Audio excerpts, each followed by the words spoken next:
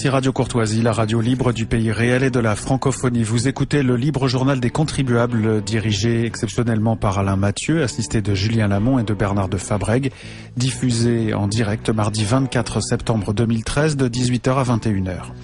Il est diffusé en différé mercredi 25 dans la nuit de 2h à 5h, dans la matinée de 7h30 à 10h30, puis à la demande sur le site internet de Radio Courtoisie. Vous pouvez intervenir au cours de cette émission par téléphone au 01 46 51 00 85, par télécopieur au 01 46 51 21 82 ou par courrier électronique en nous écrivant à courtoisie@radiocourtoisie.fr.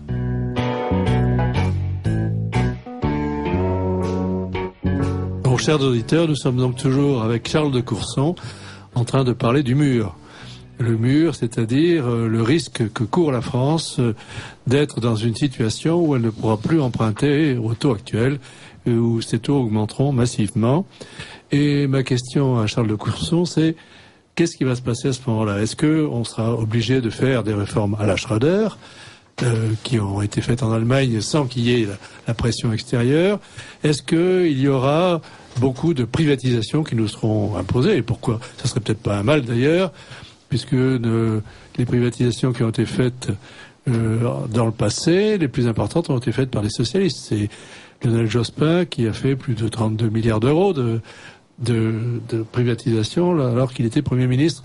Est-ce qu'on sera dans cette situation-là où on fera des choses que notre gouvernement actuel ne veut pas faire, puisque le président de la République a dit que les réformes de Schröder étaient très bien, mais étaient très bien pour l'Allemagne, et qu'elles avaient bien réussi, mais qu'elles n'étaient pas transposables? Et est-ce que finalement, on risque pas de les transposer en France, avec en plus une vague de privatisation? Voilà, c'est ma question. Comment vous imaginez ce qui se passerait dans cette hypothèse du mur? Non, mais si on arrivait dans une situation d'insolvabilité, c'est-à-dire qu'on n'arrive plus à placer le papier de l'État français sur les marchés français et internationaux, nous ferions appel au mécanisme européen de stabilité, comme l'ont fait les autres pays de l'Europe du Sud pour l'essentiel.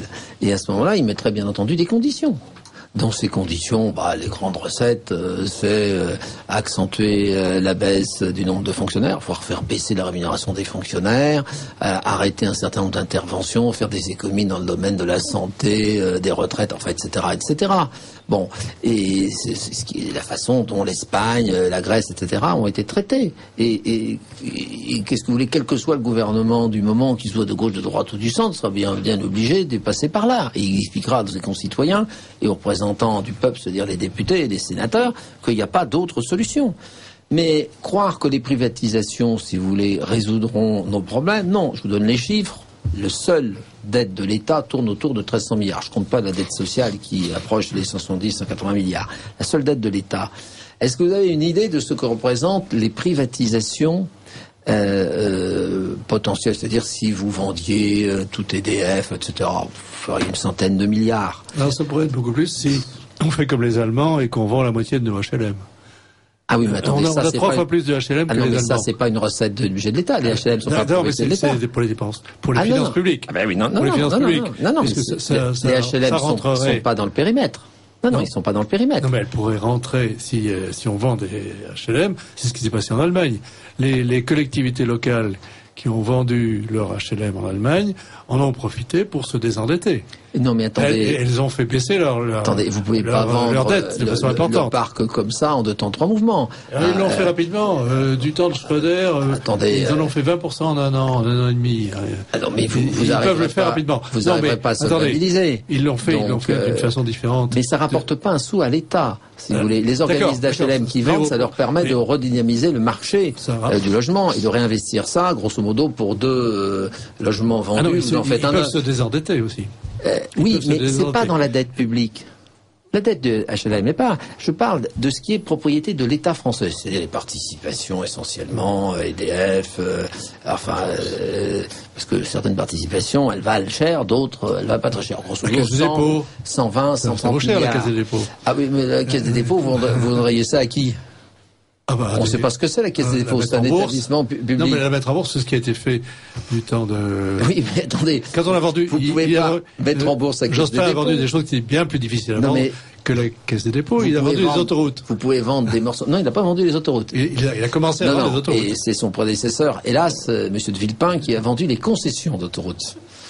Qui valait la valeur actualisée des bénéfices espérés de ces concessions. Il n'a pas vendu les autoroutes. Les autoroutes sont toujours...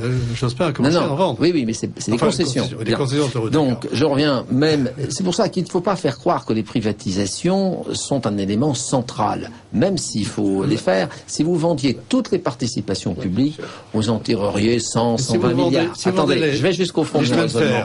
Attendez. Comme les Japonais... les chemins de fer, je ne sais pas qui achèterait. Vous achèteriez des actions de la SNCF ? Attendez, les Japonais, les chemins de fer japonais étaient dans une situation bien pire que la SNCF lorsqu'ils ont été vendus. Oui, comment ils ont fait? Ils ont vendu les bonnes parties, bien sûr. Vous les vendez, ils ont vendu le TGV à part. Oui. Vous faites une société de TGV, vous vendez. Oui, d'accord, mais vous allez vendre des bijoux de famille. Bon, oui, et vous allez désendetté RFF. C'est comme ça qu'ils ont fait. Oui, mais le problème, c'est que le bloc RFF plus SNCF est déficitaire. Bon, non, mais donc vous en vendez des bonnes parties, le reste vous le rendez. Oui, vous le gardez pour l'État.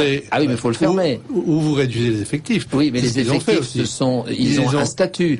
Donc, si vous voulez, il faut négocier la réduction. Non, mais je ne dis pas que ça a été facile, mais c'était bien pire. Ah, non, mais les chemins de fer japonais, quand ils ont été privatisés, étaient dans une situation bien pire que la SNCF, et ils ont réussi à obtenir de l'argent avec ça. Oui, mais attendez, ils ont continué à payer des tarifs sociaux, de ce que je veux, etc. Ils ont réduit aussi les subventions. Que ce soit privé ou public, ça change rien. Les subventions de l'État à la SNCF sont considérables, des régions aussi d'ailleurs sont considérables.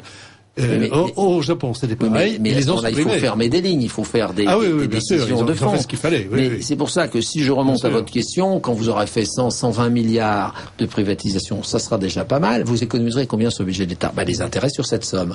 Les intérêts à quoi? Actuellement, le coût moyen pour de la dette de l'État, c'est même plus 3%. Prenons 3% de 120 milliards, vous allez économiser 3,6 milliards, si vous voulez. Plus toutes les subventions que je supprimerai, par exemple. Oui, mais ça, qu'elles soient publiques ou privées, vous pouvez aussi serrer des boulons, si vous voulez. Vous ne le ferez pas si vous ne privatisez pas. En ce qui concerne les SNCF. Vous pouvez dire, attendez, vous pouvez dire sur le RATP, parce que qui achèterait la RATP? Je vois pas tellement de privatisation de la RATP. Il y a des sociétés françaises qui gèrent les transports en commun à Stockholm, ailleurs, les recettes, à Melbourne. Attendez, vous pouvez privatiser la gestion. Oui. Mais il n'empêche qu'en attendant, les recettes commerciales de RATP couvrent 40% des coûts. Le reste, c'est le versement de transport payé par les entreprises et la subvention de l'État. Donc on peut dire, augmenter les tarifs payé par l'usager et diminuer l'impôt payé par le contribuable. Parce que moi, à Vannes-les-Dames, 400 habitants, j'ai pas de métro, j'ai pas de bus. Moi, mes concitoyens, ils payent de leur poche tout leur transport. Oui, et je ne vois pas pourquoi. Transport pour les entreprises. Il n'y a pas de versement de transport, d'accord, mais la subvention de l'État qui couvre 25-28% des coûts de la RATP, qui les paye, c'est aussi la province. La province, elle n'a pas de subvention de l'État dans ses transports. On se les paye, soit par les entreprises de versement de transport, soit par les impôts de nos concitoyens, soit par les tarifs des usagers. Donc, si vous voulez, il y a un moment, il ne faut pas se mettre des illusions. La privatisation, ça vous économise 3-4... ça vous rapportera 3-4 milliards. Oui, d'accord. Mais vous savez quel est le déficit du budget de l'État. On est à 63. Vous voyez, ça vous fait 5%. Il faut y aller par donc c'est la dépense. La privatisation, c'est pas ça qui résoudra. Elle peut être un peu aidée, vous voyez, mais c'est quelques pourcents. Si vous avez 10 milliards de subventions à la SNCF en moins, déjà. Oui, mais qu'elle soit privée ou publique, vous pouvez dire, cher ami, on peut plus, donc vous allez augmenter les tarifs. Mais si vous augmentez les tarifs, reste public, vous n'y arriverez pas. Vous n'y arriverez pas. Pourquoi? Écoutez, ça dépend si vous avez... qu'on n'y est pas arrivé. Non, c'est un problème de volonté politique derrière, et d'avoir une direction de la SNCF qui tienne bon et appuyée par un gouvernement qui sait où il va. Monsieur le député, on va peut-être passer à un autre sujet qu'on avait abordé, ou qu'on avait commencé à aborder, qui était la commission Cahuzac que vous avez présidée et qui va remettre son rapport, comme vous l'avez dit tout à l'heure, le 8 octobre. La question qu'on se pose, peut-être que vous avez la réponse, c'est comment se fait-il que le gouvernement dans cette affaire, sachant qu'il y avait des comptes en Suisse pour M. Cahuzac, que ce compte en Suisse n'était pas à l'UBS mais à la banque Rail, a demandé à l'UBS de certifier qu'il n'avait pas de compte. Évidemment, l'UBS l'a certifié sans difficulté, puisqu'il n'en avait plus et qu'il s'était passé à la banque Rail. Alors, comment expliquez-vous que cette question était déposée aux autorités suisses par le gouvernement français, qui savait à l'époque qu'il posait une mauvaise question? D'après ce que nous avons reconstitué, le président Hollande a eu une réunion avec le Premier ministre et M. Jérôme Cahuzac, qui l'a oublié depuis, mais le président, lui, ne l'a pas oublié. Il lui a dit, mon cher Jérôme, tu me promets que tu n'as pas de compte en Suisse, obtiens un certificat d'inexistence de tout compte à l'UBS, d'UBS. Cahuzac lui a dit, je m'en occupe. C'était facile, il n'en avait plus. C'était facile. Donc, attendez. Il a demandé, et lors de son audition, nous l'avons interrogé là-dessus. Il ne se souvenait plus de cette demande du président, mais il se souvenait qu'il avait demandé à ses avocats en Suisse de le demander. Et il nous a avoué qu'UBS a refusé. Pourquoi ? Parce qu'il savait pertinemment qu'il avait eu un compte en Suisse, mais avant 2006. Il l'avait ouvert en 92 d'après nos informations. Mais il s'est bien gardé de dire au président, au Premier ministre et à Pierre Moscovici que UBS refusait de lui délivrer ce certificat. Et donc il leur a fait croire qu'il continuait à négocier. Ça a duré du 5 décembre au 15 janvier. Et là, le président commence à s'inquiéter et il prend cette décision proposée par Pierre Moscovici, lequel avait eu cette idée du directeur général des finances publiques, qui lui a donné un conseil qui était le plus mauvais conseil possible, qui est de dire on va demander par la voie officielle, puisque le beau Jérôme n'arrive pas à avoir son certificat. En fait, il n'y avait pas de danger qu'il l'ait, puisqu'il refusait de l'avoir. Et donc là, il se pose la question, on demande sur quelle période et à qui. Et la convention fiscale franco-helvétique ne concernait que 2010, 2011, 2012. Et Jérôme Cahuzac intervient et dit « mais ça serait bien qu'on élargisse, parce que quand vous avez l'accord de l'intéressé, on peut élargir la période. » Et il a demandé qu'on élargisse à 2006-2009. Par parenthèse, la muraille de Chine, on en rit encore, puisque M. Cahuzac participe à cette réunion, ils sont 4 à l'Élysée. Premier ministre, président, Pierre Moscovici et Jérôme Cahuzac. Jérôme Cahuzac s'en souvient plus. Pierre Moscovici, lui, s'en souvient, et le président aussi s'en souvient. Et donc, on saisit uniquement UBS. Alors, on nous dit, Rail, on ne savait pas. Je suis désolé. À la mi-décembre, dans le journal Le Temps, on évoque cela. Et Jérôme Cahuzac, le compte à la banque Rail, le rôle de RAID et des dirigeants de RAID dans l'affaire Cahuzac. Mais ce que vous ne savez pas, je vous le donne en scoop, c'est que suite à l'audition, quand on a beaucoup critiqué le DGFiP et Pierre Moscovici de ne pas avoir saisi d'une façon plus large, c'est-à-dire de ne pas avoir demandé à Rail, eh bien, ils ont saisi après avoir été auditionnés par la commission, et on l'a découvert par hasard. Mais ils ont saisi uniquement sur 2010, 2011, 2012. Et donc, il y a une réponse de Rail qu'on s'est bien gardé de nous donner, qui dit, il n'a rien. Bien sûr, puisqu'il l'a fermé en novembre. Puisque lorsqu'il est allé à Genève, vous savez que nous avons obtenu l'information, puisqu'il avait pris ses billets de train à l'Assemblée nationale. Donc on a demandé au service des transports de nous le donner. Alors ça fait toute une histoire au sein de l'Assemblée nationale, mais on a fini par l'obtenir. C'est en novembre 2009. Et pourquoi il va en novembre 2009 fermer son compte et le transférer à Singapour? C'est que la loi helvétique change à compter du 1er janvier. Et que là, il a un risque supplémentaire. Et ceci nous a été confirmé par les détectives recrutés par son épouse, Patricia Cahuzac, qui a dit au détective qui nous l'a raconté qu'elle savait qu'il avait un compte en Suisse, mais elle ne savait pas combien il avait. Et dans quelle banque? Elle ne savait pas très bien dans quelle banque, mais elle savait qu'il était allé en Suisse le fermer pour le transférer à Singapour, parce qu'il avait dû s'en vanter. Parce que d'après ce que nous a raconté, il aurait plus ou moins dit, de toute façon, ils ne le trouveront jamais. Effectivement. Et donc, l'administration française aurait demandé à Jérôme Cahuzac de lui demander l'autorisation d'élargir la période sur 2006-2009, comme il l'avait accepté sur UBS, eh bien, on aurait découvert par la voie, disons, de la convention officielle franco-helvétique, qu'il avait un compte avant 2010 à Rennes. Et là, on l'aurait su. Ceci dit, je veux dire, ça n'a aucune importance, parce que ce qui est important, c'est que le 8 janvier, grâce à Eddy Plenel et à Gonel, qui, après 12 ans, enfin, vient apporter à la justice le fameux enregistrement, qui était la pièce maîtresse qui a permis l'ouverture le 8 janvier. Car il faut rappeler que quand le gouvernement décide, par décision du président, de saisir, on est le 15, c'est 7 jours après l'ouverture. Ça ne s'est jamais vu dans l'histoire de la République, de saisir du point de vue fiscal alors qu'une enquête préliminaire est ouverte. C'est le premier cas dans l'histoire de la République. Ça n'est pas interdit par la loi. Et qu'est-ce qu'il y a de grave là-dedans? Mais parce que la catastrophe, c'est celle que vous avez vue. C'est-à-dire qu'on a saisi, tous les spécialistes de la fraude savent que quand vous saisissez, vous aurez une réponse négative. Pourquoi? Parce que les types astucieux, même s'il avait un compte à l'UBS, il est via une fondation Liechtenstein ou via un compte maître qui était chez elle, semble-t-il. Bon, et donc, il y aura une réponse négative. Et donc, saisir, c'est être sûr d'avoir une réponse négative. Or, la réponse, elle est secrète. Il n'y a qu'un malheur, c'est que nous avons découvert par une réponse toute récente de l'administration helvétique que le contenu est notifié à la personne concernée. C'est-à-dire que l'administration fiscale helvétique vous avertit qu'elle est saisie par l'administration fiscale française d'une demande vous concernant, et après, elle vous donne le contenu, pas le texte de la réponse, le contenu, c'est-à-dire qu'il n'a pas de compte. Et immédiatement, ça s'est retrouvé dans la presse, dans 2 organes de presse, le JDD et le Nouvel Observateur. Et donc, on a dit, il est innocent. À l'époque, qu'il n'avait pas de compte et que ça a duré plus longtemps. Voilà. Et on est donc fin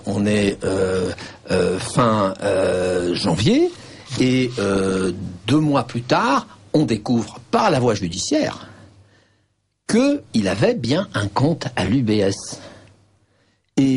Parce que la coopération judiciaire, elle, a bien fonctionné. Parce que la convention qui unit la France et la Suisse en matière judiciaire, c'est autre chose que la convention franco-helvétique qui a été faite pour faire croire par l'administration helvétique que tout allait bien. Et nous, on a, dans l'affaire Cahuzac, mais d'une façon plus générale, on a découvert que cette convention est largement vide. Alors, est-elle vide du fait de l'État suisse ou du comportement des banques suisses?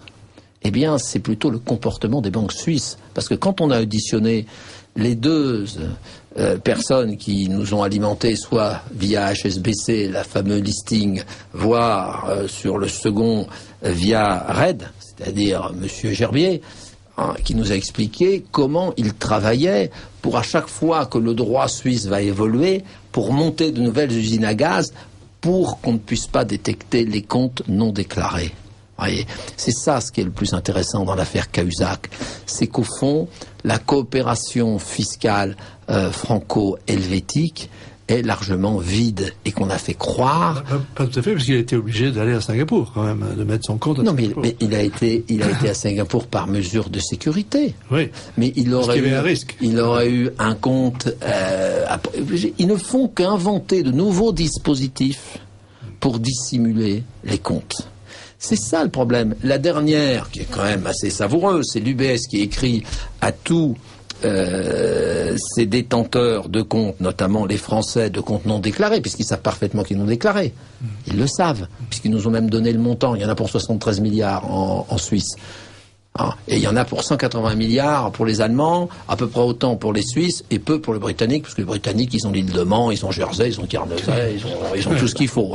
C'est pour ça, semble-t-il, qu'il y a très peu, parce qu'il y a que 23 milliards de mémoire. Vous voyez, donc ils le savent pertinemment. Qu'est-ce que vont répondre les personnes? Mais bien entendu que j'ai déclaré. Et est-ce qu'ils vont demander le certificat? Et est-ce qu'ils vont donner le listing à l'administration fiscale française pour vérifier que ce que disent les personnes ayant des comptes chez eux est vrai. Ça serait ça le vrai test. Vous voyez, et non pas de faire semblant avec un papier, voilà. Donc, de ce point de vue-là, c'est très intéressant. Donc voilà ma réponse. Ça a été une faute. Mais la faute n'était pas de ne pas saisir RED. La faute, ça a été de saisir Il fallait laisser la justice agir. Et parce que par cette saisine, on a ridiculisé la justice. Les services fiscaux. C'est la justice qui a permis de faire la vérité. Et on a ridiculisé les services fiscaux. Alors vous expliquez que la justice a plus de moyens d'investigation en Suisse que de là, le fisc français. Oui, parce que le procureur de Genève collabore très bien avec les procureurs français. C'est d'ailleurs ce que nous ont déclaré les procureurs français. Et vous savez combien de temps ils ont mis par la voie judiciaire pour obtenir la preuve qu'il avait bien son compte? Ils ont mis moins d'un mois. J'ai une question sur ce sujet. On parle de 600 000 euros qui auraient été dissimulés par M. Cahuzac. Mais vous ne trouvez pas que c'est une somme quand même un peu faible pour monter une telle usine à gaz?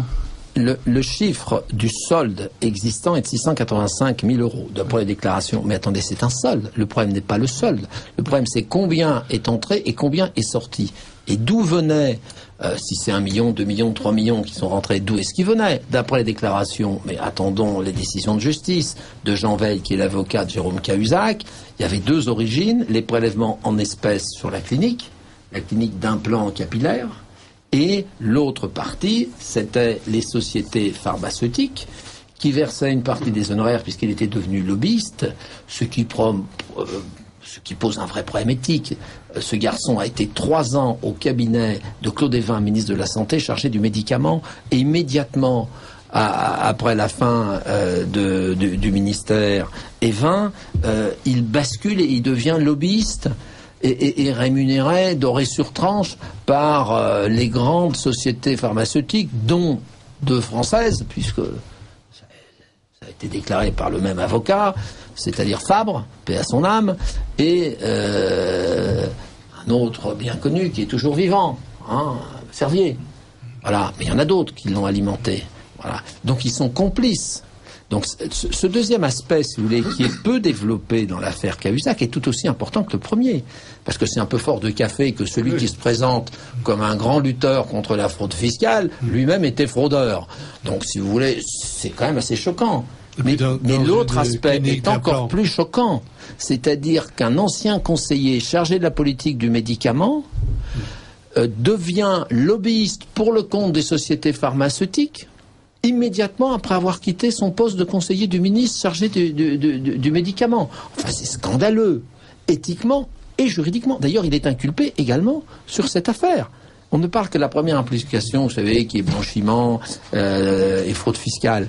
Il y a la seconde. Est-ce que vous avez des questions d'auditeurs? Toujours Bernard? Pas de questions, mais quelques commentaires, un peu longs. Raccourcissez. Oui, si je peux. Une auditrice nous dit: la Société des chemins de fer français SNCF a acheté la Société des chemins de fer grecque. On n'est pas au courant. Cela a été entendu sur Radio Classique et sur d'autres radios. Ainsi, on veut donc tuer l'économie française. Ah bon? Écoutez, moi je ne suis pas au courant de cette affaire. Ça me paraît très étrange. Ça me paraît même à la limite d'un gag. Oui. Vous avez une autre question? Un autre auditeur fait un long commentaire. Pourquoi M. de Courson ne parle-t-il pas de l'origine de la dette de la France dans le système social? Lorsque l'État a pris en compte les régimes en 1945, les caisses étaient pleines. L'État s'est servi et n'a jamais payé les cotisations des fonctionnaires, dont EDF. Vous êtes seul responsable de ce désastre et vous ne pouvez pas redresser la situation si vous ne voulez pas retourner sur les bases qui ont permis ce sinistre. Un chef d'entreprise ferait ce que vous faites et il serait déjà en prison avec confiscation de ses biens. Bon. À quand le sort des députés? À quand, là? Le même sort pour les députés. C'est-à-dire de nous pendre. Mais ça ne changerait rien au problème. Pas parce que vous pendez les députés que la dette a disparu.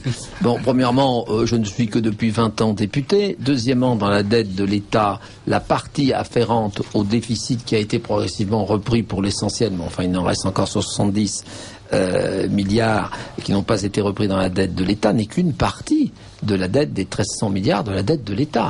Et puisque grosso modo la dette sociale doit, parce elles sont dans 2 caisses différentes, autour de 170 milliards, mais le reste a été repris déjà à plusieurs reprises par l'État.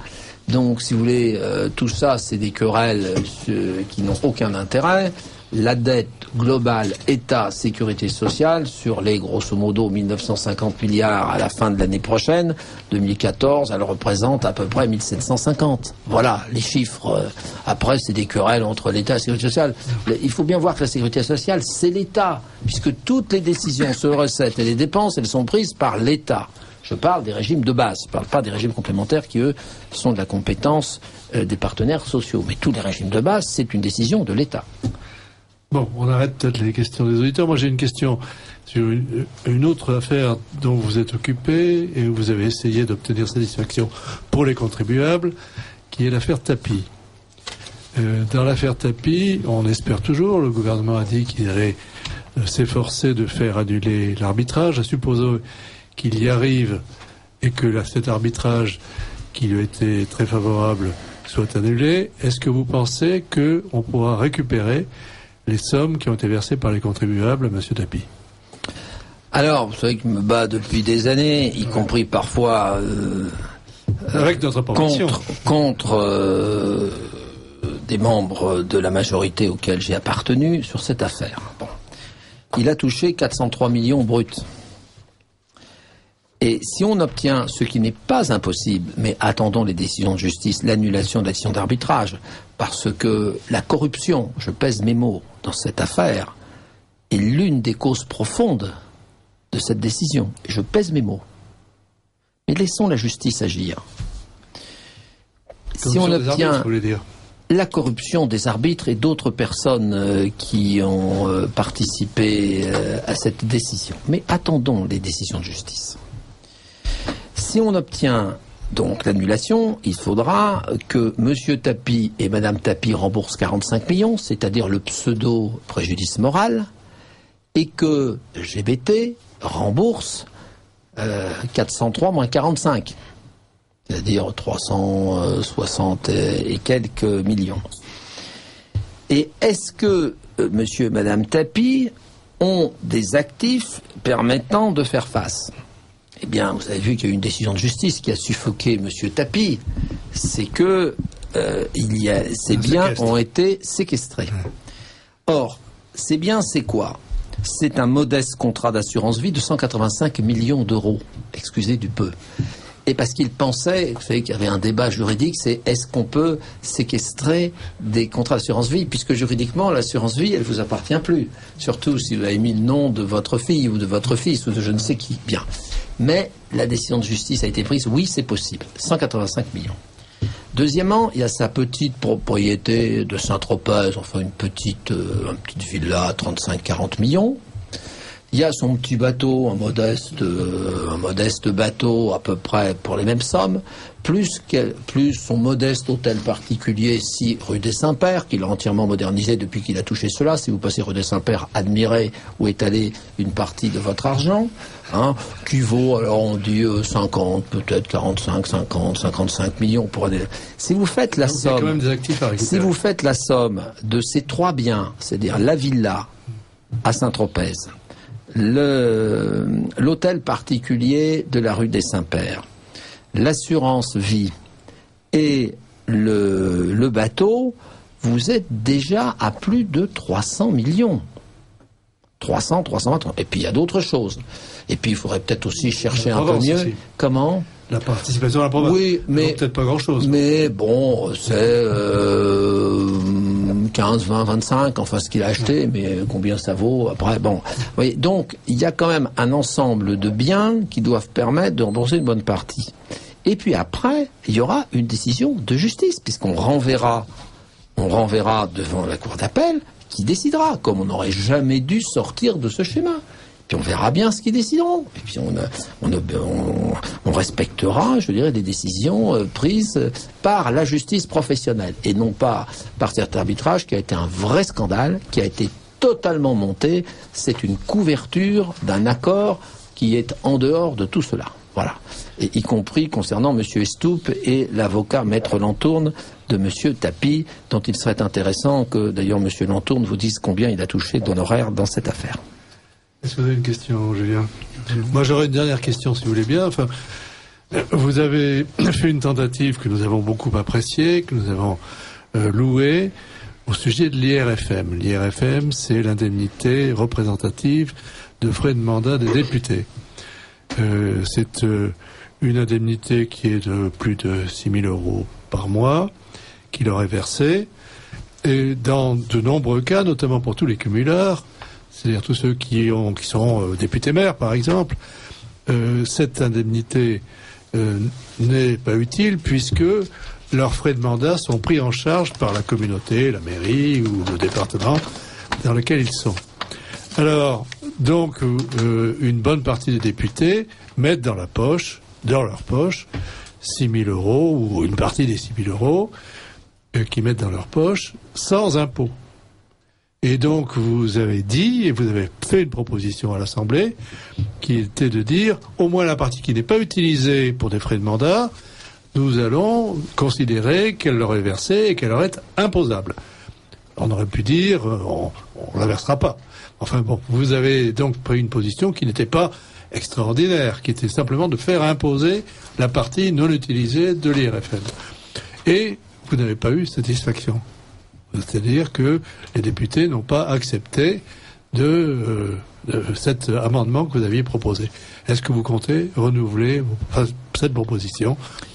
Il y a, bien entendu, deux solutions pour sortir de l'IRFM. Premièrement, qu'est-ce que c'est que l'IRFM ? Vous l'avez rappelé, c'est ce qui sert à payer l'ensemble des frais, déplacement, votre permanence, si vous avez le secrétaire en plus, enfin tout ça.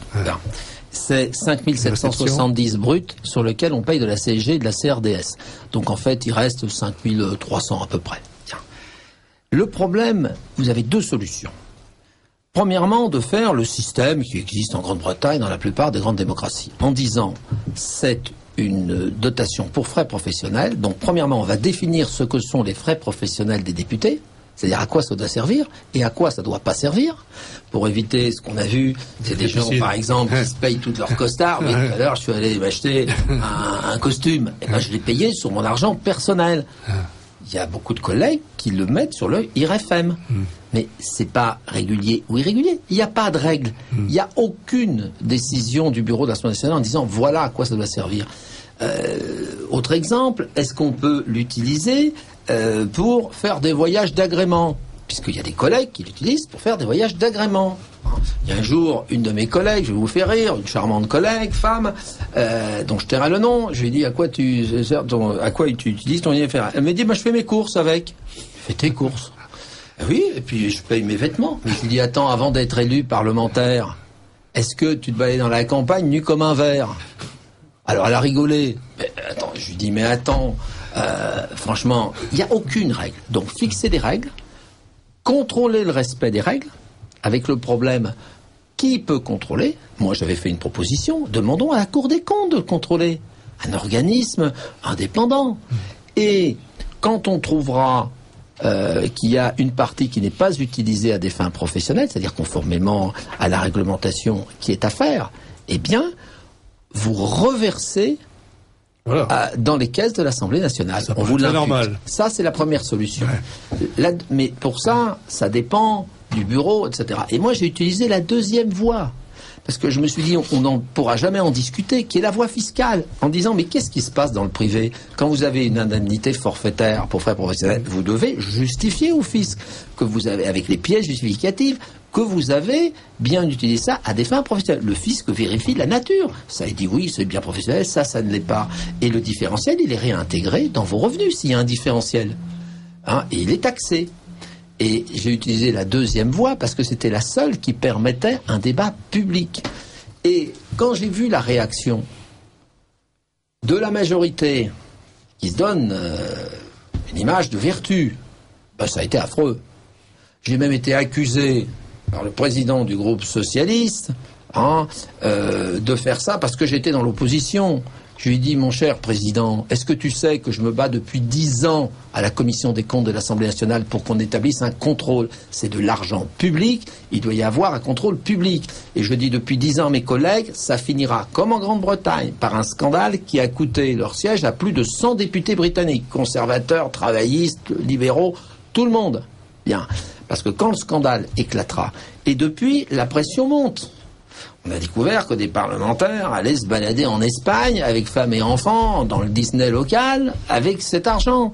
On en découvre donc un jour un ministre à qui j'ai dit bon ça va, il me dit oh, tu sais c'est pas marrant d'être ministre et puis on est mal payé. Je dis comment tu peux dire on est mal payé, tu touches 10 000 € par mois.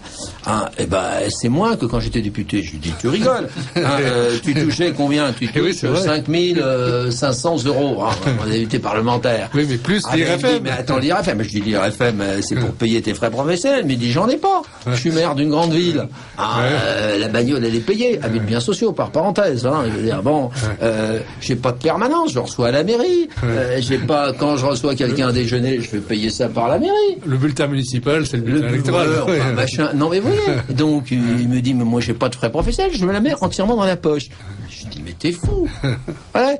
Non mais vous voyez, tout ça pareil. Écoutez, monsieur, voilà les deux voies possibles. Vous savez que vous êtes au moins soutenu par les associations de contribuables. Oui, mais il faut maintenir la pression. Oui, mais nous le faisons. C'est quand même assez paradoxal que cette indemnité soit soumise à la CSG et exonérée d'impôt sur le revenu. Soit c'est une charge, et ça doit être effectivement, pour rembourser des charges, et aussi exonéré de CSG. Si c'est soumis à la CSG, c'est bien quand même un indice que tout le monde pense que c'est un revenu. Puis j'être cruel. Oui. Vous savez qui a inventé ça? Le soumettre à la CSG, ce dispositif. De l'IRFM en général. Ouais. Parce que jusqu'au fameux amendement Charras, qui remonte à, je sais plus, 7-8 ans, il n'y avait pas de cadre juridique. Et certains de nos collègues se sont fait accrocher par des inspecteurs des impôts en disant « Mais qu'est-ce que c'est que ce truc ?» Et il y a eu des redressements qui sont arrivés sur le bureau du ministre. Et jamais les ministres sont allés au bout. Ils ont tous écrasé. Et donc Charras, qui est malin comme un singe, il a dit « Moi, je vais résoudre le problème. » Donc, il a dit, on va caler le système des frais professionnels des parlementaires sur celui des frais professionnels des journalistes. Parce que vous pouvez pas... la même chose? Mais oui, vous pouvez pas, les inspecteurs des impôts n'ont pas le droit de contrôler les frais professionnels des journalistes. Ça serait une atteinte au secret professionnel. Bon. Mais bien sûr. Et donc, il a soumis à CGCRDS pour pouvoir dire qu'on paye des impôts, comme tout le monde. Hein? Mais on ne paye pas d'impôt sur le revenu puisque c'est des frais professionnels, comme pour les parlements, comme pour les journalistes. Et donc il a lié les deux en se disant, si on tient les journalistes avec les parlementaires, eh bien on est tranquille. Il n'y aura jamais de campagne de presse. D'ailleurs, les journalistes les plus... Il n'y en a pas beaucoup. Ben oui, vous n'êtes jamais posé la question pourquoi? Eh ben vous avez la réponse aujourd'hui. Ah ben merci, c'est un scoop. Bravo, merci monsieur le député, le vice-président de Commission des finances de l'Assemblée nationale. Je crois que vous êtes pris maintenant, donc nous allons vous libérer en vous remerciant d'être venu à cette émission de Radio Courtoisie, le libre journal des contribuables. C'est toujours un plaisir que de venir à Radio Courtoisie. Nous allons donc passer à la dernière partie de notre émission, qui va commencer par la chronique d'Olivier Berthaud, la chronique fiscale. Et donc, peut-être que vous pouvez rester, monsieur le député, pour savoir ce qu'il y a dans notre chronique fiscale. Et ensuite, nous allons passer au cas de madame Simone Wappler, qui a bien voulu attendre son tour et qui arrivera bientôt. Oui, alors concernant pour ma chronique fiscale, comme on approche des débats sur la loi de finances qui sera présentée demain et qu'on nous rabâche les oreilles comme quoi c'est fini, il n'y aura plus d'imposition supplémentaire et qu'en tout cas quand on taxe essentiellement les riches, on épargne les ménages modestes et je me suis posé la question, d'ailleurs la même que l'année dernière, et les classes moyennes dans tout ça.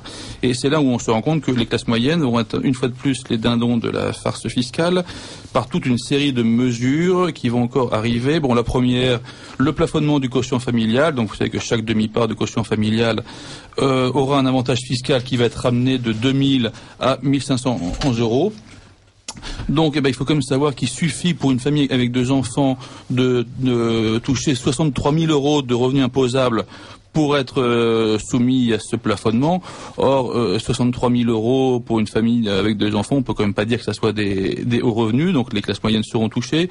Alors, on nous explique aussi que la décote qui permet de décréter un petit peu les impôts pour les personnes à revenus modestes va être améliorée pour qu'il y ait encore plus de personnes exonérées. Simplement, quand même, il faut bien voir, c'est que la décote, on peut en profiter quand on a toujours pour une famille avec 2 enfants jusqu'à 25 000 euros de revenus.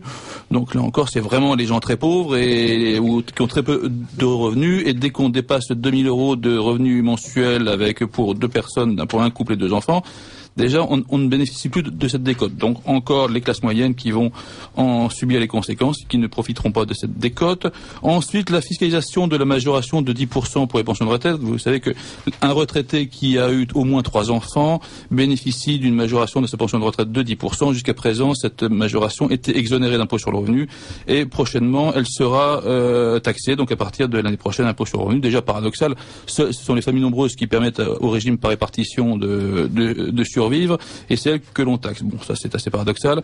Qu'est-ce qu'on peut dire? Écoutez, la personne qui a 3 000 euros par an, je dirais, de majoration familiale, donc avec une pension de 30 000 euros, il va payer 900 euros d'impôts en plus. Donc encore une fois, les classes moyennes qui vont en subir les conséquences. On va fiscaliser les complémentaires santé obligatoires donc des salariés. Donc pour la part patronale, ça veut dire que si l'employeur, par exemple, paye 500 euros par an, ce qui est une moyenne de complémentaires santé pour ses salariés, ça fera 500 euros de revenus imposables en plus pour les salariés, et essentiellement donc ce sont essentiellement les classes moyennes qui vont subir les conséquences.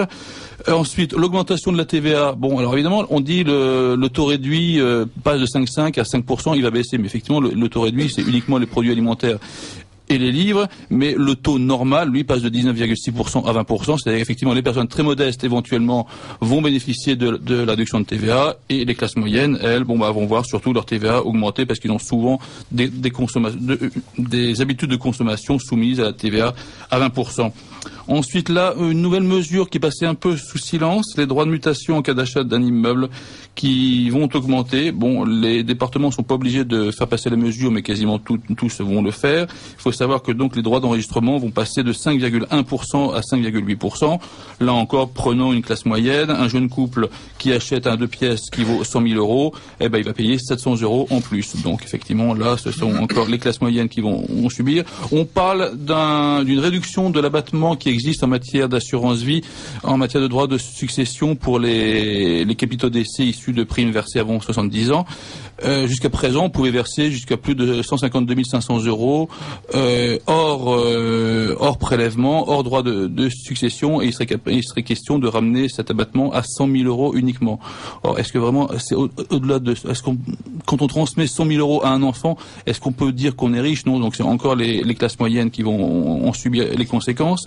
L'imposition des plus-values mobilières au barème progressif. Je suis désolé de cette litanie de mauvaises nouvelles, mais bon, c'est vrai qu'on n'arrive pas à en sortir. Et tous les jours, il y en a des nouvelles. Donc, il faut savoir que depuis cette année, quand vous constatez des plus-values lorsque vous cédez des actions, maintenant, c'est intégré donc dans le barème progressif de l'impôt sur le revenu, et il n'y a plus de prélèvement en forfaitaire. Et depuis quelques années, c'est imposable dès le premier euro de cession. Donc, un couple, je dirais, soumis à une imposition à 30%, par exemple, tranche marginale à 30%, réalise quelques cessions d'actions parce que la bourse a un peu monté. On peut être très vite à 10 000 euros de plus-value. 10 000 euros de plus-value qui vont être 10 000 euros donc de revenus imposables en plus. Alors je ne parle même pas éventuellement des autres avantages qu'ils vont perdre avec ce revenu fiscal de référence qui va augmenter d'un seul coup de 10 000 euros. Mais ça veut dire qu'avec 30% d'impôt sur le revenu et 15% de prélèvements en sociaux, sur leurs 10 000 euros de plus-value, il y en a déjà 4 500 euros qui vont partir en impôt.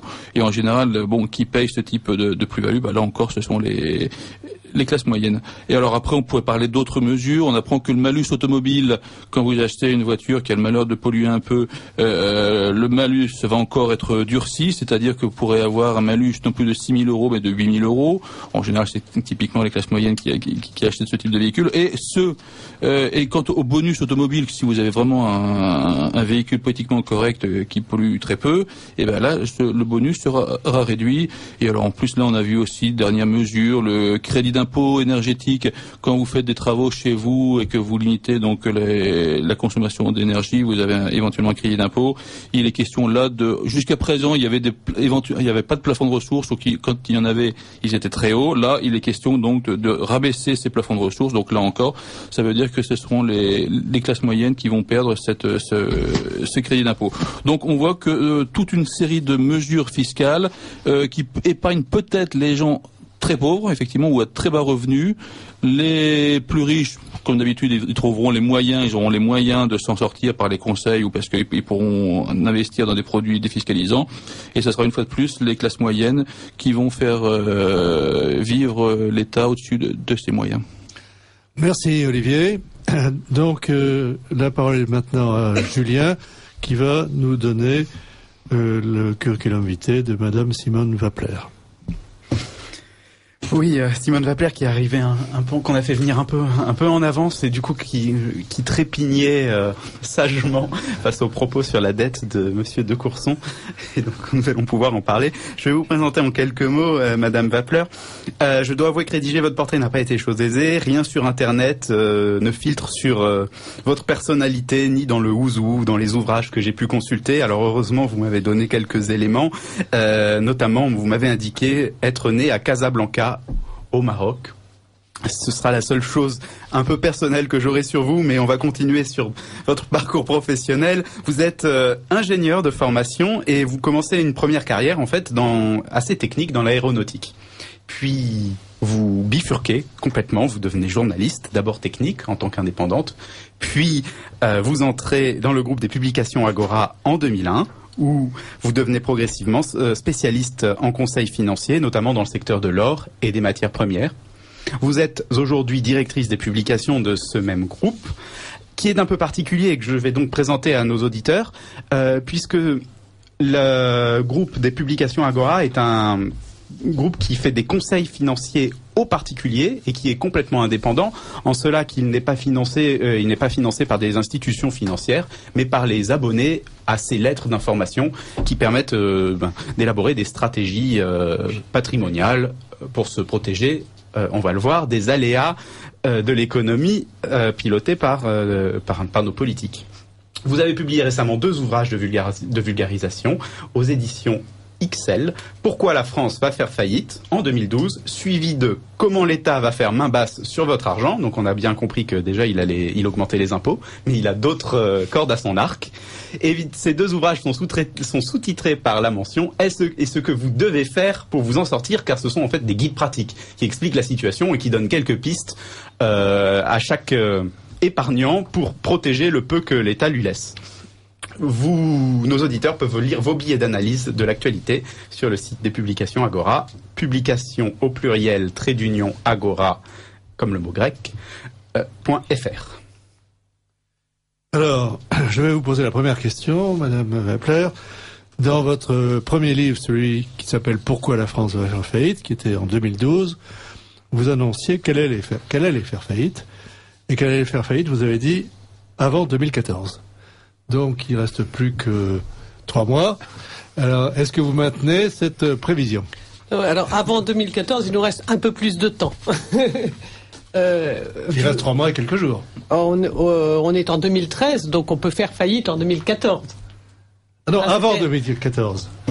D'ici 2014. On peut discuter de l'échéance. En fait, non, j'indiquais bien 2013-2014. Bon, les marchés ont été assez cléments avec nous. La finance sans visage nous a épargnés pour le moment, et il y a des raisons à ça.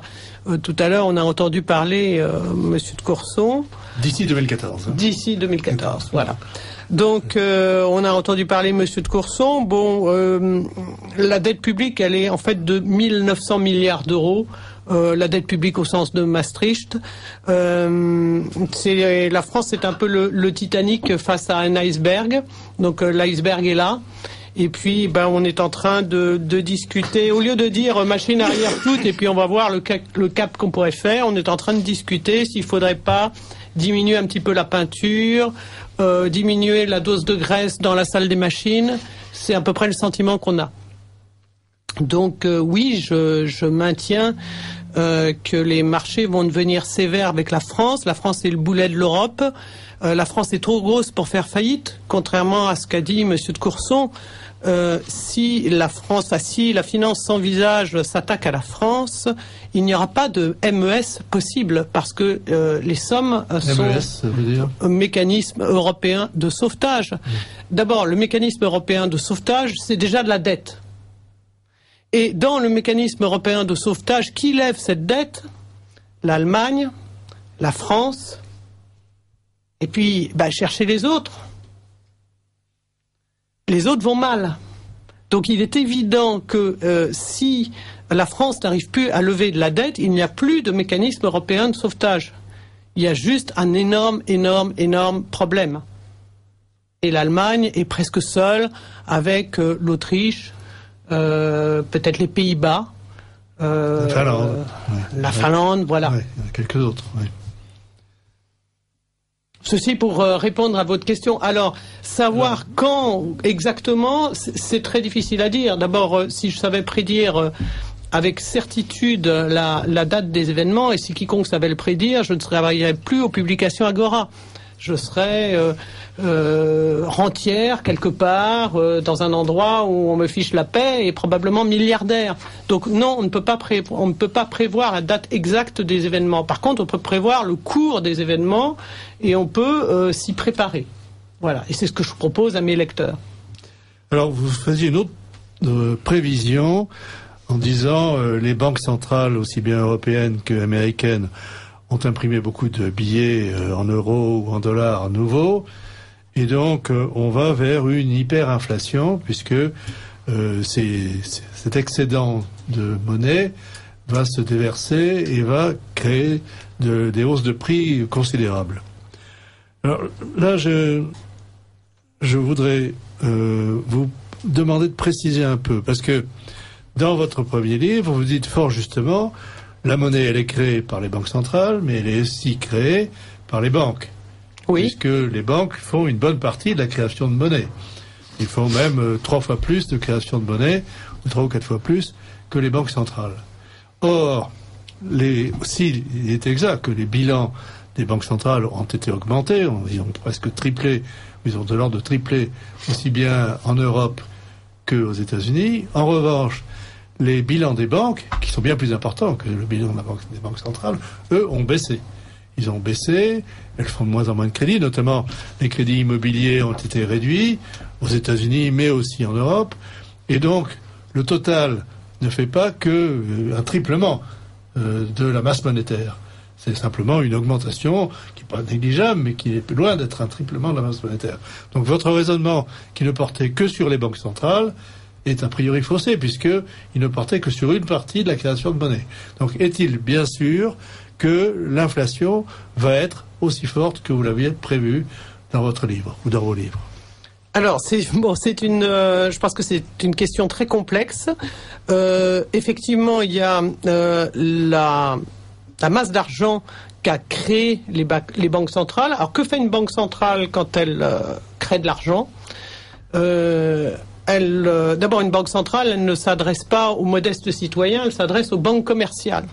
Donc, une banque commerciale a une créance pourrie, par exemple une dette grecque, et elle va la déposer auprès de la banque centrale qui va feindre de croire que c'est une très bonne créance et va la racheter à la valeur faciale, c'est-à-dire au prix qui est donné. Donc, la banque s'est débarrassée d'une créance pourrie et elle a du cash. Après ce cash, elle a la liberté de quoi?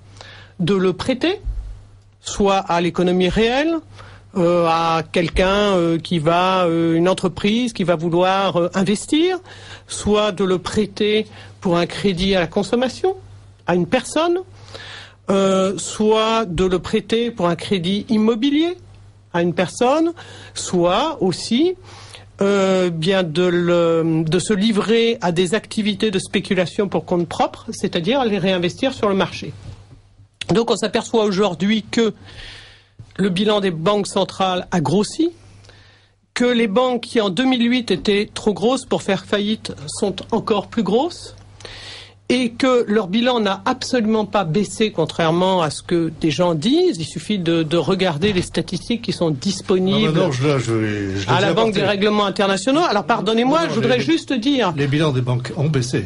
Le bilan des banques françaises par rapport au PIB de la France, aujourd'hui, c'est 4. C'est-à-dire, les banques françaises ont des engagements pour 4 fois le PIB de la France.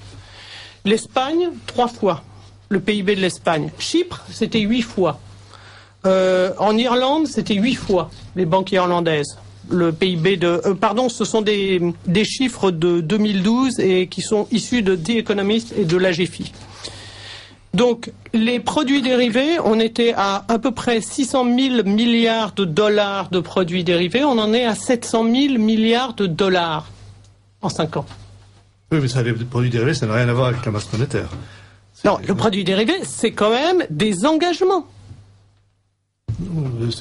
C'est des engagements sur des banques. Un CDS qui est une assurance, par exemple, un CDS sur une OAT de française à 10 ans, c'est quelqu'un qui a pris cet engagement, qui a pris l'engagement de dire si l'OAT France 10 ans dépasse 5%, monsieur, je vous devrais X millions de dollars. Ce sont des engagements. L'OAT pour nos auditeurs. L'OAT, pardon, effectivement, je jargonne et c'est très mal.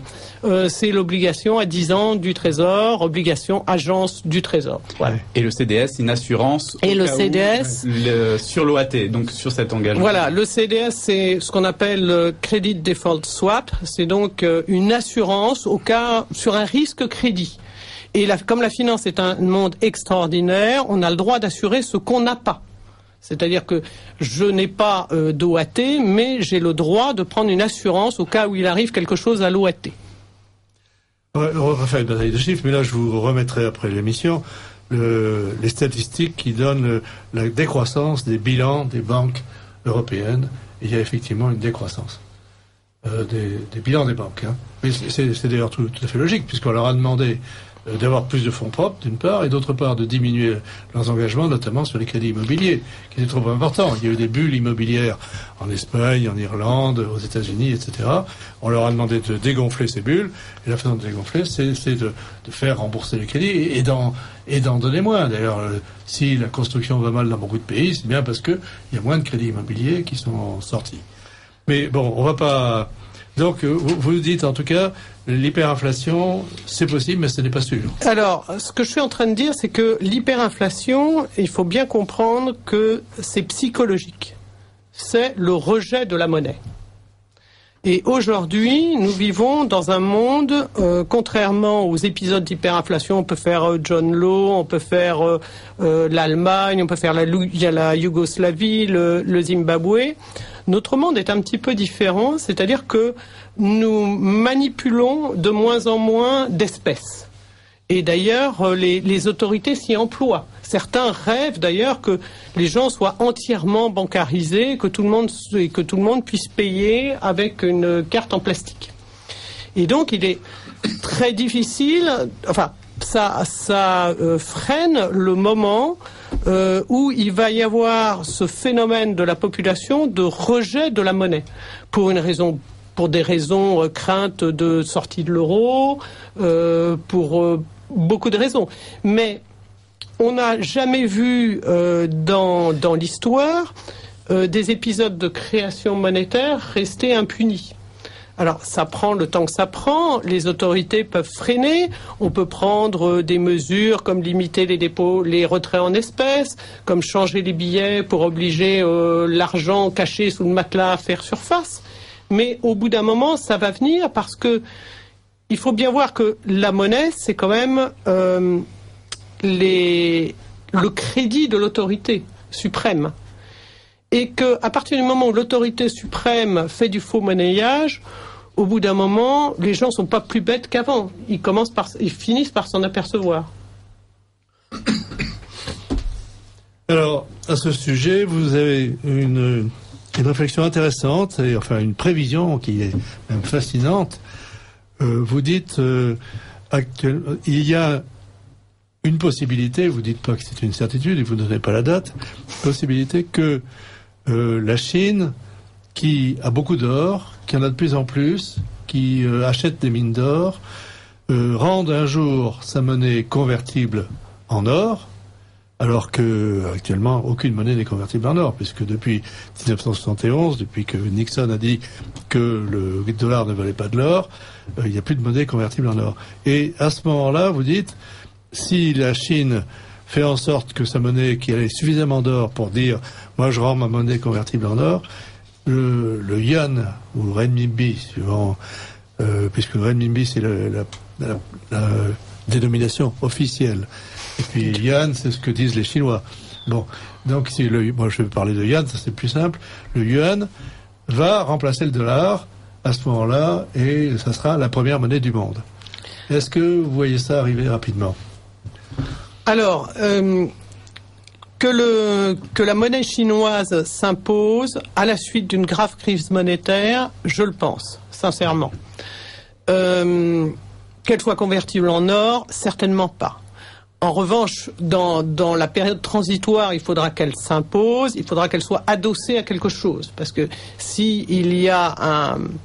on passe d'un monde dominé par le dollar à un monde dominé par la monnaie chinoise, il faudra bien que la Chine donne des garanties. Donc cette analyse, elle se base sur la façon dont fonctionne aujourd'hui l'économie.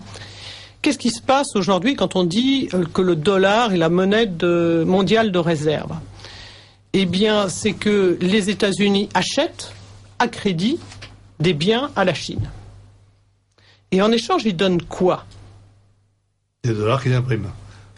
En échange, ils donnent pas des dollars des dollars qu'ils impriment, oui, mais un banquier central n'a pas comme réserve des liasses de billets. Oui, des créances sur le trésor américain. Il a des bons du trésor. Ouais. Donc, le monsieur de la banque centrale chinoise, il est un peu dans la situation très confortable du chef d'entreprise dont le grand client est en train de faire faillite.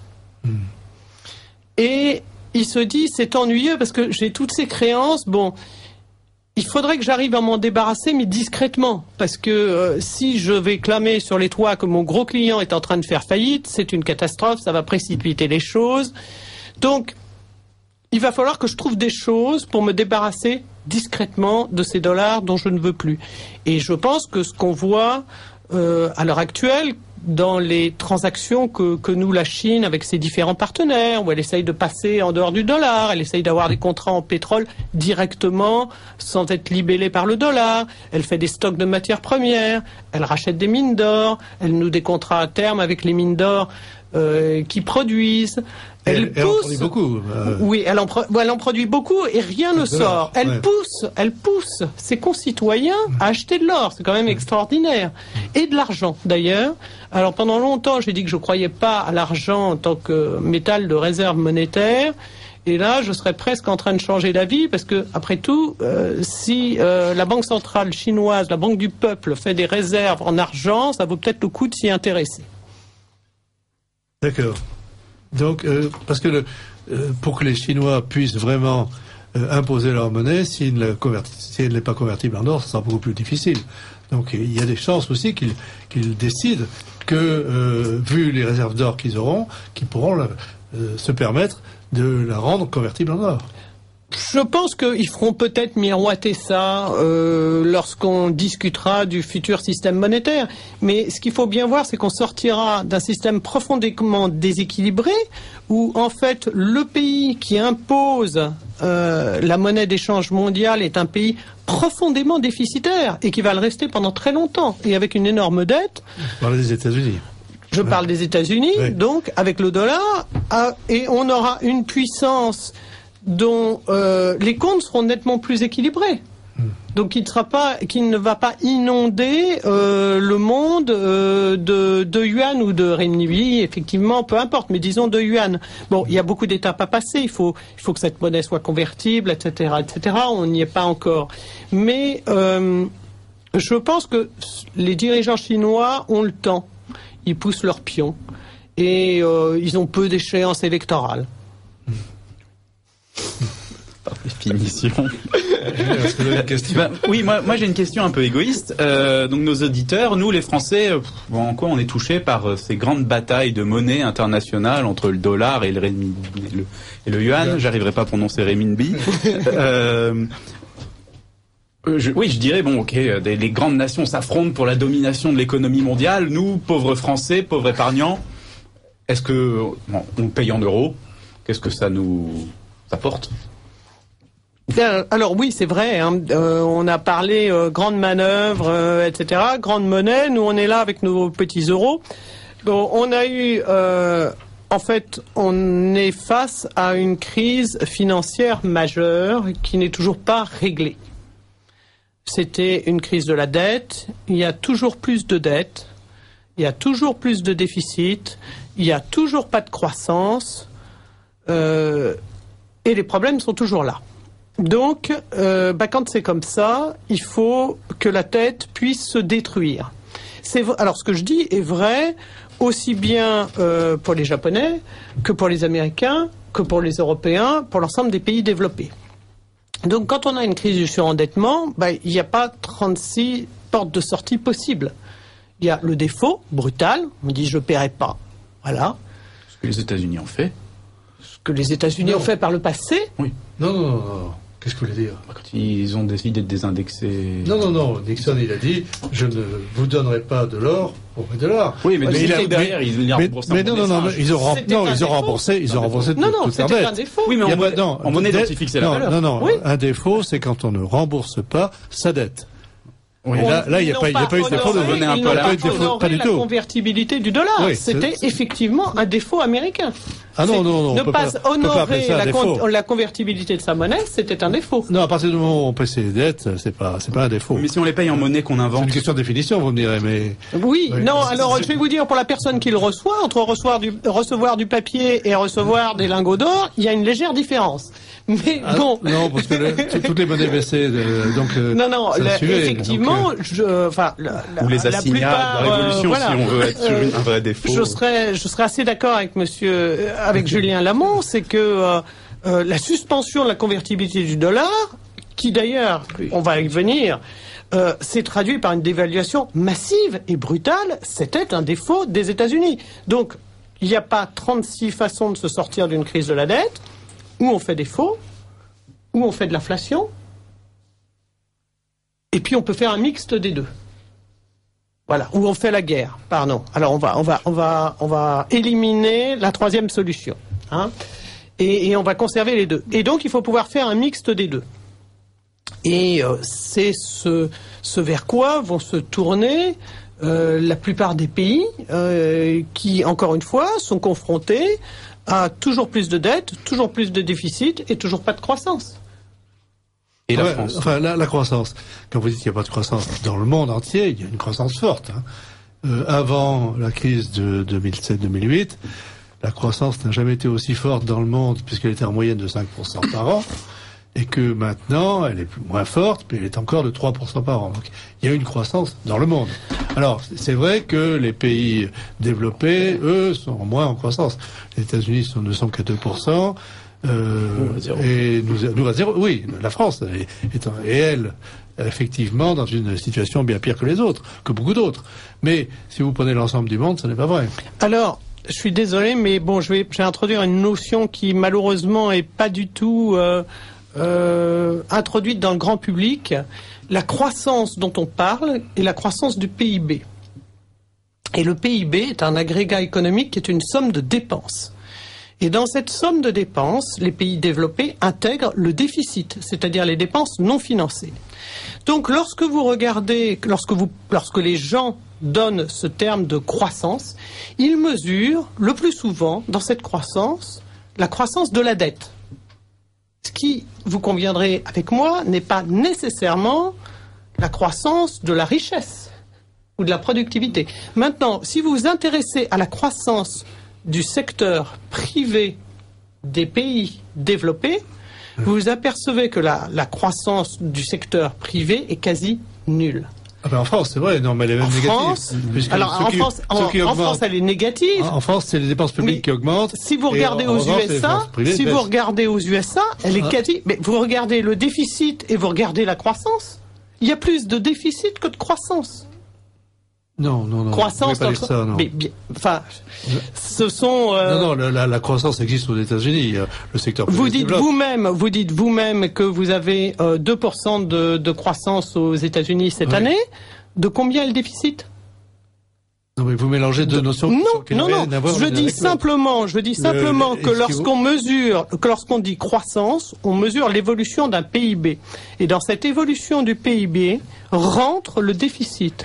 Et à partir du moment où le déficit est supérieur à la croissance, ce que vous mesurez comme croissance est factif.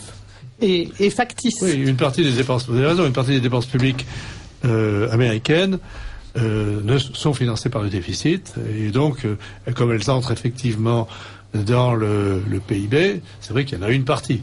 Mais il se trouve que les dépenses publiques aux États-Unis ne sont qu'une petite partie du PIB. C'est pas comme en France où on a 57% de dépenses publiques. Là, ils sont à 35, quelque chose comme ça. Donc, ça n'est pas comparable. Le secteur privé continue à se développer aux États-Unis. On ne peut pas dire que le secteur privé baisse aux États-Unis actuellement. Je ne connais pas l'agrégat du secteur privé aux États-Unis actuellement. Il doit être en légère croissance, mais je dis simplement que pour que les USA affichent 2% de croissance du PIB, selon la terminologie officielle, avec un déficit, voilà, c'est quand même des croissances faibles, et que l'arithmétique est implacable. Si vous avez un déficit qui est supérieur à la croissance telle qu'elle est communément admise, votre dette augmente. Et c'est bien ce qui se passe. D'accord. Bernard, est-ce que vous avez des questions? Non, moi j'avais une question personnelle, parce que je connais Agora, parce que mon fils est fanat de votre publication, me l'envoie. Concernant l'or, vous venez d'en parler à propos de la Chine. Il y a une chose qui me tracasse. Je me suis intéressé à l'or pour suivre les cours, tout simplement, comme tout le monde. Il y a quelques mois, il était très élevé. Et l'or s'est dévalué, enfin a perdu de la valeur pas mal ces derniers temps. Et vous venez de dire, ce que j'ai entendu ailleurs aussi, que la Chine incite les Chinois à acheter de l'or. La Chine achète de l'or en masse.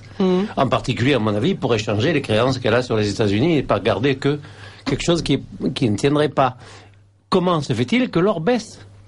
Alors, ça c'est la question de...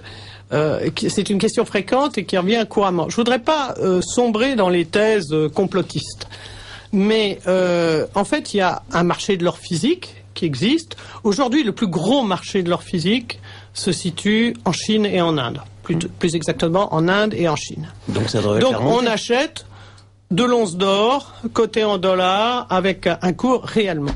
Mais il y a aussi un marché qui est le marché du papier et du contrat à terme. Et là, on échange des contrats à terme. Les financiers échangent des contrats à terme. Il est certain qu'il y a un décalage entre le marché de l'or physique et le marché de l'or papier. C'est pas très grave parce que à long terme, on peut dire que depuis 2000, tout ça n'a pas empêché l'or de monter. Il faut accepter, ce n'est pas de la spéculation, si vous voulez. Il faut accepter que, à court terme, il y ait des décalages importants. Mais je rappelle qu'en l'an 2000, l'or valait $200 l'once. Aujourd'hui, il vaut 1350 $ l'once. Il y a eu une crête à 1900 $ l'once.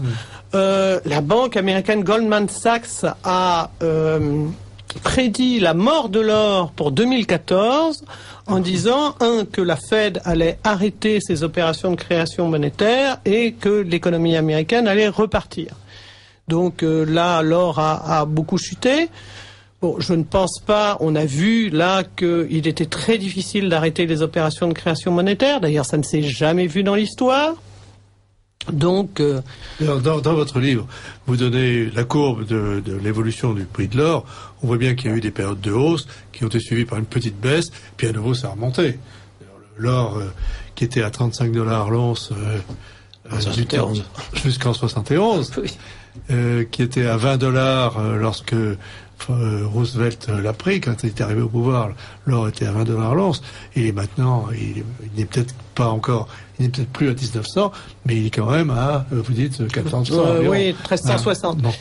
Donc c'est vrai que la courbe de l'or, du prix de l'or, a continuellement augmenté parce qu'il y a eu l'inflation, c'est-à-dire la hausse des prix. Quand on parle d'inflation, c'est la hausse des prix.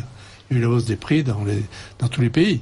Mais que la tendance soit celle-là, pas de problème. Ouais. Mais que l'incident de l'achat massif par les Chinois se traduise par une baisse du prix. Oui, mais pareil, enfin, il suffirait que les Indiens en achètent moins. Hein. Il s'est passé ce qui a fait baisser à court terme. Tous les ménages indiens ont des réserves d'or. Ah oui, d'accord. À court terme, ce qui a fait baisser le prix de l'or, en dehors des annonces de Goldman Sachs, est un phénomène très simple qui s'est produit en Inde. En ce moment, on est à la saison des mariages. Donc en Inde, l'or est thésaurisé. Enfin, l'or est une monnaie marchande. L'or est une monnaie marchandise, mais l'Inde est confrontée à de l'inflation, etc., et a relevé de façon considérable ces barrières douanières par 3 fois, et la demande physique d'or en Inde a reculé dans les 2 derniers trimestres. Je parle de mémoire, là. Bon, je veux dire, ce n'est pas très important parce que à long terme, les désordres sont toujours là. Tant que la dette grossit, tant que les déficits sont supérieurs aux croissances, tant que les grandes banques centrales se livrent à de l'impression monétaire, l'or est une monnaie marchande. Donc le risque que prend un investisseur de long terme sur l'or me paraît moindre que celui qu'il prendrait en spéculant sur l'évolution d'une parité euro-dollar, euro-yen, dollar-yen et autres. Bernard, une autre question auditeur, oui, qui vous demande justement, on est en train d'en parler, comment fait-on de l'inflation et qu'est-ce que cela veut dire? C'est la hausse des prix. Et la hausse des prix, c'est dû très largement à la création de monnaie. L'inflation, c'est, disent les économistes de l'école autrichienne, d'abord et avant tout, une augmentation de la monnaie. Et cette augmentation de la monnaie se traduit par une augmentation de tous les prix. Parce que les gens savent que pour échanger, on peut utiliser plus d'unités monétaires. Lorsqu'il y a augmentation d'un seul prix, en général, il y a une mécanique économique qui se met en place et on se dit tiens, les prix ont augmenté, donc je vais peut-être me lancer sur ce marché, etc. Et les prix finissent par baisser. Mais lorsque l'ensemble des prix monte, on peut parler d'inflation monétaire. Aujourd'hui, on a une inflation des prix des actifs financiers. On a une inflation des prix des actifs, des biens de consommation qui est moindre. Il faut quand même se méfier des chiffres officiels d'inflation ou d'indice des prix à la consommation, parce que chacun a son inflation. Je pense que l'inflation de Monsieur Julien Lamont n'est pas la même que la mienne, ou n'est pas la même que celle de mon voisin. On n'achète pas les mêmes choses. Donc nous, aux publications Agora, on n'aime pas trop ces grands agrégats économiques qui, en fait, c'est taille unique et puis ça convient à personne. Et on aime bien regarder certaines autres choses. Alors vous avez un indice qui est publié par The Economist, qui est l'indice Big Mac. Big Mac, tout le monde connaît un McDonald's, tout le monde, voilà, je vais faire de la publicité et honté. Tout le monde sait ce que c'est que le McDonald's. C'est une ration alimentaire calibrée dans tous les pays du monde. Et dedans, vous avez des matières premières, vous avez de l'énergie, vous avez du service, vous avez de l'immobilier. Intéressez-vous à l'indice Big Mac, regardez comment il évolue et vous verrez qu'on est très très très loin des chiffres officiels d'indice des prix à la consommation et dans tous les pays. Hein. Il n'y en a pas un qui triche moins que l'autre. Voilà.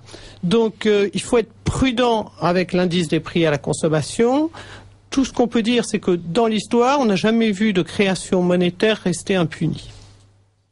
Et je ne vois pas pourquoi aujourd'hui serait différent. Vous voulez dire s'il est exagéré, parce qu'il peut y avoir la création monétaire qui est limité à l'augmentation du volume de la production.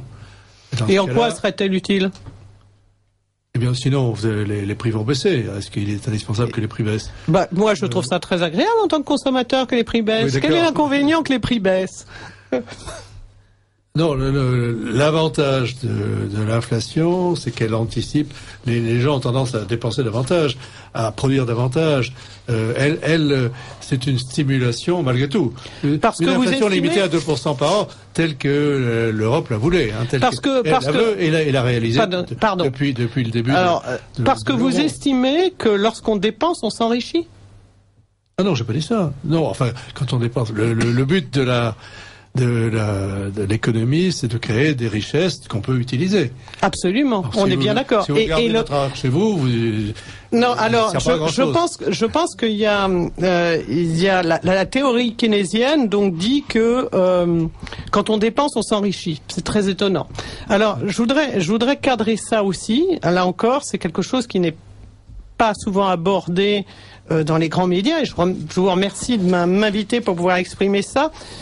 Il n'y a jamais eu d'enrichissement par la consommation, jamais. Je pense que si aujourd'hui on a dans les pays développés, nous avons la productivité que nous avons, ça a été à cause de l'épargne. Ça n'était pas été en dépensant. Alors je vais m'expliquer. Vous prenez Monsieur Cro-Magnon, il avait 2 bras, 2 jambes, 2 yeux, un cerveau comme nous. Et il passait sa courte vie à se nourrir. Et puis vous voyez qu'au fil du temps, les gens passent. Alors j'ai pas là les chiffres exacts, mais les gens passent de moins en moins de temps à se nourrir. La productivité a augmenté de façon phénoménale. L'enrichissement des gens a augmenté de façon phénoménale. C'est dû à quoi ? On n'est pas plus intelligent que les Grecs. On a les mêmes bras, les mêmes yeux, le même cerveau. C'est dû au fait que pendant des générations, des millénaires, des gens ont différé de la consommation pour créer des biens de capitaux. Alors, ça a commencé peut-être avec le successeur de Monsieur Cro-Magnon, le jour où il a pris la patience de se fabriquer une charrue. Il a décidé qu'il allait différer sa consommation, qu'il allait passer du temps à fabriquer une charrue, et ensuite il a été plus productif. Et nous bénéficions des gains de productivité de nos aïeux. Et nous ne pouvons nous enrichir que par l'épargne et pas par la consommation. Et à chaque fois qu'on fait de la consommation à crédit, on détruit en fait le futur et l'avenir. Je crois que c'est ça le problème de la crise de la dette. Il faut que les gens le comprennent. D'accord.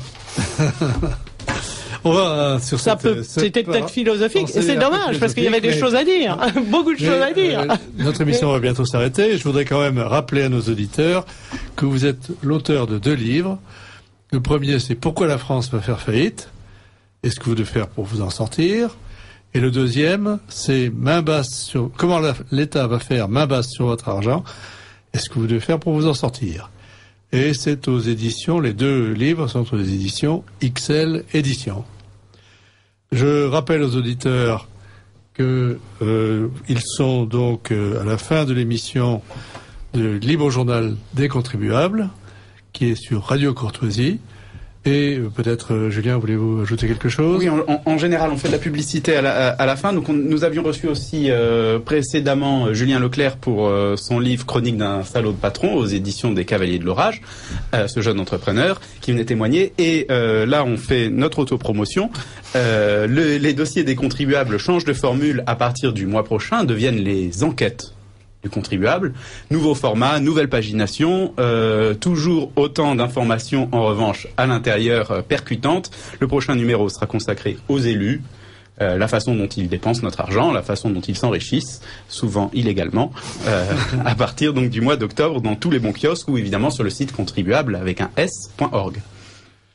Voilà, et le prochain rendez-vous du Libre Journal des contribuables sera, comme d'habitude, le mardi, dans 4 semaines. Et je pense que ce sera Benoît de Taffin qui le gérera. Est-ce que Bernard voulait ajouter quelque chose ? Non, je peux ajouter un drôle de mot de la fin de la part d'une auditrice qui nous a envoyé un petit mot.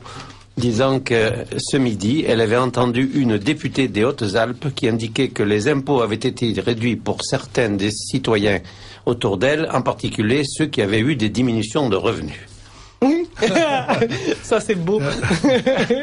C'est pas vrai pour tout le monde, hein, parce que nous avons reçu, enfin contribué à l'associé, des réclamations de gens qui étaient maintenant au chômage, qui n'étaient pas l'année dernière, et qui voyaient leurs impôts augmenter. Il y a aussi ce cas-là, malheureusement. Le ras-le-bol fiscal existe bien parce que beaucoup de gens, presque tous, hein, c'était un cas exceptionnel que vous citez, de personnes dont les impôts baissent presque partout en France maintenant, ça malheureusement. Ça peut être malheureux qui a perdu augmentent. Ces heures supplémentaires non fiscalisées, tout simplement.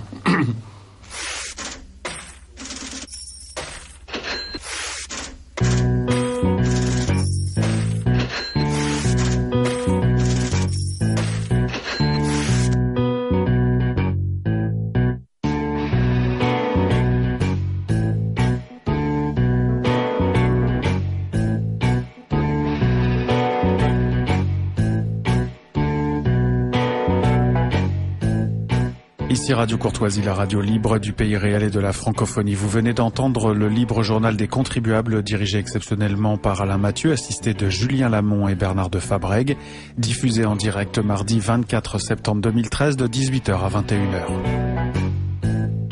Il est diffusé en différé mercredi 25 dans la nuit de 2h à 5h, dans la matinée de 7h30 à 10h30, puis à la demande sur le site internet de Radio Courtoisie. Ce libre journal a été réalisé par Franck. N'oubliez pas que Radio Courtoisie est une radio culturelle associative.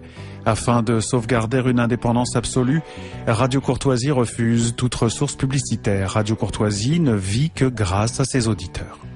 Aidez-nous à demeurer libres, adhérez à notre association. Pour cette année, la cotisation minimum est de 40 €. Envoyez votre chèque à Radio Courtoisie, 61 boulevard Murat, 75 016 Paris. Si vous le désirez, nous pouvons vous faire parvenir un enregistrement de ce libre journal. Commandez le CD-ROM des 3 heures de l'émission pour le prix franc de port de 9 € ou 6 € seulement si vous êtes adhérent de notre association. Vous pouvez demander des cassettes pour le même prix. En rédigeant des chèques distincts pour la cotisation et pour l'enregistrement, vous faciliterez la tâche de notre secrétariat bénévole. Je vous rappelle notre adresse, Radio Courtoisie, 61 boulevard Murat, 75 016 Paris.